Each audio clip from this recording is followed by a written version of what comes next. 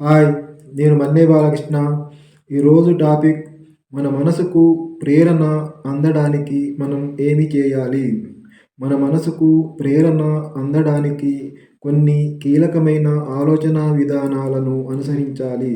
మొదటగా ప్రతిరోజు సానుకూల ఆలోచనలను ప్రోత్సహించే దిశగా పనిచేయాలి. ప్రతికూల ఆలోచనలు, దురుద్దేశపూరిత అభిప్రాయాలు మనసును ప్రేరణకి దూరంగా ఉంచుతాయి. కాబట్టి వాటిని తొలగించి స్ఫూర్తిని రేకెత్తించే ఆలోచనలపై దృష్టి పెట్టాలి. ఆరోగ్యకరమైన జీవన శైలిని అనుసరించడం, దైనందిన వ్యాయామం చేయడం మరియు సరైన నిద్రతో మన శరీరాన్ని, మనసుని సమతుల్యంగా ఉంచడం చాలా ముఖ్యం. అలాగే స్ఫూర్తిని కలిగించే వ్యక్తులతో స్నేహం చేయటం, మోటివేషనల్ పుస్తకాలు చదవటం లేదా వీడియోలు చూడటం ద్వారా మనస్సు ఉత్సాహంతో నిండి ఉంటుంది.